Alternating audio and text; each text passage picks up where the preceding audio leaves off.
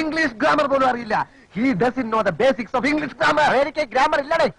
അല്പം അഡ്വാൻസ്ഡ് ആയ പറയുന്ന ഫ്രേസസ് ഈ വീഡിയോയിൽ നമുക്ക് കാണാം. ഒന്നാമത്തെ ഫ്രേസ് അണ്ടർ ദി വെതർ.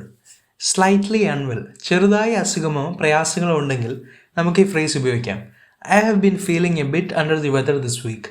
ഈ ആഴ്ച എനിക്ക് അത്ര സുഖമില്ലായിരുന്നു. നീ ഒന്ന് ശരിക്കിരുന്ന് ആലോചിച്ചിട്ട് തീരുമാനമെടുക്കുക. ഇതിന് നമുക്ക് എങ്ങനെ ഇംഗ്ലീഷിൽ പറയാം? Think more before making A decision. മറ്റേതെങ്കിലും ഫ്രേസ് മനസ്സിൽ തോന്നിയോ? ഈ സാഹചര്യത്തിൽ യൂസ് ചെയ്യാവുന്ന മറ്റൊരു ഫ്രേസാണ് സ്ലീപ്പ് ഓൺ ഇറ്റ്. കുറച്ചുകൂടി ആലോചിക്കൂ എന്ന് പറയാൻ ഉപയോഗിക്കുന്ന phrase. Don't give me an answer now, sleep on it and tell me when you are ready. ഇപ്പോൾ എന്നോട് മറുപടി പറയണ്ട, നീ ശരിക്കും സമയമെടുത്ത് ആലോചിച്ചിട്ട് പറഞ്ഞാൽ മതി. Sleep on it. മൂന്നാമത്തെ ഫ്രേസ് നമ്മൾ പരിചിതമല്ലാത്തൊരു സാഹചര്യത്തിലാണെന്ന് കരുതുക.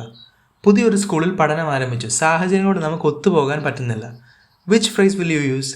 Fish out of water. അൺകംഫർട്ടബിളായ സിറ്റുവേഷൻ ആണ് എന്ന് പറയുവാനാണ് ഈ ഫ്രേസ് യൂസ് ചെയ്യുന്നത്.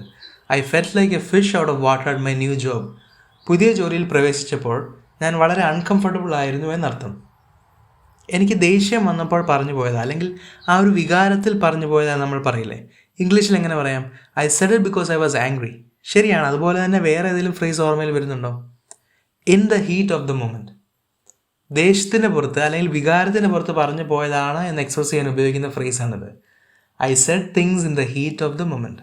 ഇനിയും ഈ ദേഷ്യപ്പെട്ടിരിക്കുന്ന വ്യക്തിയോട് പറയാവുന്ന ഫ്രേസസ് ആണ് കാം ഡൗൺ, കൂൾ ഡൗൺ. ഇതേ സാഹചര്യത്തിൽ ഇമോഷനെ കൺട്രോൾ ചെയ്യ് എന്ന് അല്പം സ്ട്രോങ് ആയി പറയാൻ ഉപയോഗിക്കുന്ന ഫ്രേസാണ് pull yourself together. Just pull yourself together and go talk to them. ഇമോഷനെ കൺട്രോൾ ചെയ്ത് അവരോട് പോയി സംസാരിക്കൂ. എന്റെ സ്വന്തം ചേര അല്ല, സ്വന്തം ചോരയെ പറഞ്ഞ കുഞ്ഞ്, എനിക്കത് വേണം. നിന്റെ ചോര എ പോസിറ്റീവ് ആണോ? ഇമോഷണലായി സംസാരിക്കുന്നതിനിടയിൽ തമാശ പറയരുത്. ആറാമത്തെ phrase think outside the box. ഇത് നമ്മൾ സാധാരണയായി കേട്ടിട്ടുള്ള ഫ്രേസ് ആയിരിക്കും. വ്യത്യസ്തമായി ചിന്തിക്കുക അല്ലെങ്കിൽ പുതിയ രീതിയിൽ ചിന്തിക്കുക എന്നതാണ് ഇതിൻ്റെ അർത്ഥം. To solve this problem you have to think outside the box. ഈ പ്രശ്നം പരിഹരിക്കണമെങ്കിൽ മാറി ചിന്തിച്ചാലേ പറ്റൂ. ഐസ്ബർഗ്, മഞ്ഞുമല എന്ന് കേൾക്കുമ്പോൾ ഏതെങ്കിലും ഫ്രേസ് ഓർമ്മയിൽ വരുന്നോ? ഐസ്ബർഗിൻ്റെ 10ൽ 1 ഭാഗം മാത്രം വെള്ളത്തിൻ്റെ മുകളിൽ കാണാൻ പറ്റും. ബാക്കി 90% വെള്ളത്തിനടിയിലായിരിക്കും. ഇതിൽ നിന്നാണ് ടിപ്പ് ഓഫ് ദി ഐസ്ബർഗ് എന്ന ഫ്രേസ് വരുന്നത്. വെളിയിൽ നിന്ന് നോക്കുമ്പോൾ ചെറിയ പ്രശ്നമായി തോന്നാം, പക്ഷേ ഉള്ളിലേക്ക് കടക്കുമ്പോഴേ അതിൻ്റെ ശരിയായ സീരിയസ്നെസ് മനസ്സിലാക്കാൻ പറ്റുള്ളൂ. The new evidence in the case is just the tip of the iceberg. ഇനിയും സീരിയസ് ആയ എവിഡൻസസ് ഉണ്ട്. ഇതുവരെയുള്ളത് എന്താണ്? ഒരു സാമ്പിൾ മാത്രം. എട്ടാമത്തെ phrase draw the line. To put a limit on what you will do. ഇതുവരെയും കുഴപ്പമൊന്നും ഇല്ലാതെ പോയിക്കൊണ്ടിരിക്കുന്ന കാര്യം ഇപ്പോൾ പ്രശ്നത്തിലേക്ക് പോകുന്നു എന്നൊരു സാഹചര്യത്തിൽ അത് നിർത്തണം, സ്റ്റോപ്പ് ചെയ്യണം എന്ന് പറയുന്നതിന് വേണ്ടിയാണ് ഡ്രോ ദ ലൈൻ എന്ന ഫ്രേസ് യൂസ് ചെയ്യുന്നത്. ഉദാഹരണം കാണുമ്പോൾ കൂടുതൽ മനസ്സിലാകും. I will do whatever my company ask me to, but I draw the line when someone ask me to lie. എൻ്റെ കമ്പനി പറയുന്നതെല്ലാം ഞാൻ ചെയ്യും, പക്ഷേ കള്ളം പറയാൻ പറഞ്ഞു കഴിഞ്ഞാൽ ഞാൻ ചെയ്യുന്നത് അങ്ങ് നിർത്തും. I will draw the line. അടുത്ത phrase every cloud has a silver lining.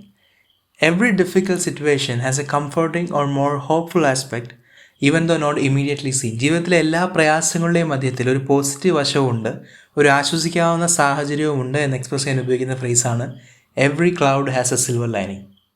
10ാമത്തെ phrase make a long story short. എല്ലാ ഡീറ്റെയിൽസും പറയാതെ ഒരു സമ്മറി അല്ലെങ്കിൽ ഒരു ചെറിയ വെർഷൻ പറയുന്നതിനെയാണ് make a long story short എന്ന ഫ്രേസ് ഉപയോഗിച്ച് റെപ്രസെൻ്റ് ചെയ്യുന്നത്. To make a long story short we bought a new car. ഞാൻ പുതിയൊരു കാർ വാങ്ങി, അതിന് പുറകിൽ ഒത്തിരി കഥയും കാര്യങ്ങളും ഒക്കെ ഉണ്ട്, പക്ഷേ ഞാൻ ഡീറ്റെയിൽസ് ഒന്നും ഇപ്പോൾ പറയുന്നില്ല. അവസാനത്തെ ഫ്രേസ് ബ്രേക്ക് എ ലെഗ്. ആശാന്റെ കാൽ തല്ലി ഓടിച്ചു. ഫോട്ടോയുണ്ടല്ലോ. Break a leg. ഇതൊരു ഇഡിയമാണെന്ന് നമുക്ക് പറയാം. ഇഡിയം എന്ന് പറയുമ്പോൾ ഇതിൽ നിന്ന് നേരിട്ട് അർത്ഥം മനസ്സിലാക്കാൻ പറ്റുന്ന വരില്ല, കാരണം വിവിധ സാഹചര്യങ്ങളിൽ ഉപയോഗിക്കുകയും പിന്നീട് അത് ഭാഷയിലേക്ക് കടന്നു വരികയും ചെയ്തതാണ്. എന്നാൽ ഫ്രേസ് ആയിരുന്നെങ്കിൽ അതിൻ്റെ അർത്ഥം ഒരു പരിധിവരെ നമുക്ക് പദത്തിൽ നിന്ന് തന്നെ ലഭിക്കും. അതാണ് ഇഡിയവും ഫ്രേസും തമ്മിലൊരു വ്യത്യാസം. ബ്രേക്ക് എ ലെഗ് എന്നതിൻ്റെ അർത്ഥം good luck, best of luck എന്നാണ്. ചരിത്രം പറയുന്നത് തിയേറ്റർ അല്ലെങ്കിൽ നാടകങ്ങളിൽ നിന്നാണ് ഇംഗ്ലീഷ് ഭാഷയിലേക്ക് ഇത് കടന്നു വരുന്നതെന്നാണ്. സ്റ്റേജിനെ മറ്റ് സറൗണ്ടിങ്സിൽ നിന്ന് വിഭജിക്കുന്ന ഭാഗത്തെ ലെഗ് എന്നായിരുന്നു വിളിക്കുന്നത്. അഭിനയിക്കുന്നവർ ഈ ലെഗ് കടന്നാണ് സ്റ്റേജിലേക്ക് കയറുക. ഈ ഒരു സാഹചര്യത്തിൽ നിന്നാണ് ബ്രേക്ക് എ ലെഗ് എന്ന പദം വരുന്നത്. പിന്നീട് അത് ജനറൽ ഇംഗ്ലീഷ് ഭാഷയുടെ ഭാഗമായി തീരുകയും ചെയ്തു. നമ്മൾ എപ്പോഴും ഉപയോഗിക്കുന്ന ഒരു ഫ്രേസാണ് താങ്ക് യു. ഇതിന് പകരം ഉപയോഗിക്കാവുന്ന ഫ്രേസസ് ഡിസ്കസ് ചെയ്യുന്ന വീഡിയോ ലിങ്ക് ഡിസ്ക്രിപ്ഷനിൽ കൊടുത്തിട്ടുണ്ട്. കണ്ടു നോക്കുക. വീഡിയോ ഇഷ്ടമായാൽ സബ്സ്ക്രൈബ് ചെയ്യുക. See you again.